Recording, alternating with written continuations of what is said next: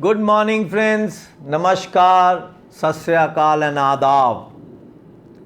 This is my 230th video and in continuation to my earlier videos on Journal Land Register and my latest videos where I am explaining these management of lands and rules, how category 3 lands have to be pleaded in the courts. Now here I will be pleading the whole GLR is a tampered document. So we will highlight these issues in this video, that when the GLR was being prepared, the actions are contrary to the original sale rights under the Cantonment Land Administration rules as well as under the Land Revenue Act of 1887 for Punjab. What is the structural discussion what we will come? So the key point here introduction comes to by explaining the significance of the GLR as a key document that records land ownerships and rights within the cantonments, mentions how any tampering with the record undermines the legal sanctity of property rights. The purpose of this discussion is to expose the tampering of original rights in the GLR and emphasize the legal safeguards provided by the CLA rules in the Land Revenue Act. So what does the framework speaks of? We need to understand. So the GLR under the historical facts was originally to be made either to be called a record of rights under the 1910 record of rights for Ambala cantonments.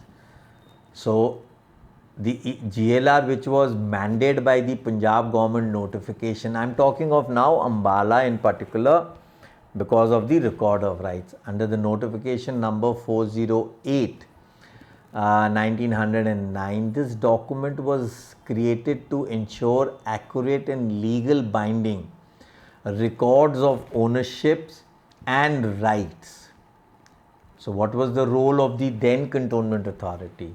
So the role which clearly says that Ambala came in existence in 1843, was restructured in 1910 Cantonment Act and further in 1924. 1864, 1877, 1880, 1889, these cantonment codes were also applicable.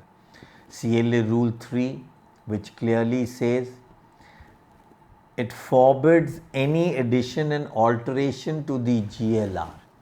Now once the GLR under the 1925 is made, it clearly says no alteration and addition can be done. The rights from one person to another have to be ensured and they have to be authenticated. Now how tampering was done? At the very first instance when 1925, these unauthorized changes or tampering within the GLR entry violates this rule, which is intended the safeguard against the loss or corruption of property rights. So if we start from 1924 or 5 CLA Rule 3, this is how we can prove. Now the criminal breach of trust which we can prove in the court of law, travesty of Rule 43. Now if we read page 79 of the Cantonment Land Administration rules, what does it say? It clearly reads the tampering. Rule 43 describes and outlines that has been violated.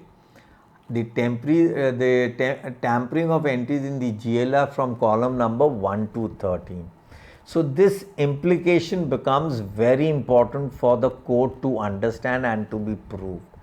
This legal outstanding will save us and will actually bring in a criminal case against the department for the disobedience of the law under Rule 3 of CLA 1925. So now objections were raised in this GLR as it was asked. Everybody in 1925 must have raised objections. So how this objections were raised? This was raised under the, like in Ambala, it was raised through the record of rights. So when it was raised, that means we were saying that the GLR which is being brought in has tampered entries. So we were asking to restore our original rights which flew us from 1912, 1899 Cantonment Code, private properties. So this criminal liability shall implicate the department, and they will have to make sure to restore those entries in these tampered revenue records, and this will even garner them to the implication of being influxed with criminal jurisprudence. So this abetment by the officers in charge of the maintenance of JLR from 1925 till date can be brought in, can be pleaded. So friends, we need to plead how JLR has to be proven wrong. Once you plead these things, and these can only be pleaded when you read both the CLA rules and influx them into yourself. So legal safeguards under the Land Revenue Act 1887, which clearly says land revenue, it protects us from the rights during transfer. This includes stipulation that ensures rights cannot be altered or tampered, which once transferred legally from one party to another. The applicability of cantonment lands connect these various provisions, the management of cantonment lands, reinforcing that the legal protection applies, because see, the department had to maintain the GLR under these rules, which it didn't do. So now verification could be done. How this verification is to be done? Here I would say that we need various GLRs from various cantonments. Let's say 57 cantonments prior to the independence or the British cantonments. If we dig into those records, whether it is 1899 Cantonment Code, 1912 or the House Property Register 1833, we need these registers which clearly read private properties. So where will we get them? Obviously we will get them from the department, and I know the department is usurping these land records, because they know the minute we go to the court, we people do not want all this to be done. It's not easy to plead. It is not easy to plead and then prove. So restoration and accountability of not maintaining the GLR is to be pleaded correctly. Because once we plead that this document, record of rights of the GLR, is being tampered and purged, we can tell the court this is how it had to be maintained and this is how my old land record is coming. Let this be reflected in the GLR in a chronological manner. So we can prove this very easily, provided we have that knowledge. So just because, see, my bungalow also got resumed, and it's a fact, like the bungalow owner in Jhansi cantonment, I did a research. Today I feel I am somewhat, not completely, but I do somewhere, I believe that I am able to define the terminology old grant. So my pleading point starts from old grant, which is written in the GLR. Rest, I believe that the next 12 columns minus this old grant column are tampered. They are purged.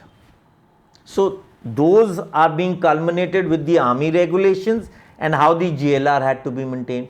Now if I have records of the cantonment code, so that is my evidence. So please friends, make your pleadings, ask your consultant to plead these points. Please watch these videos, they are very important.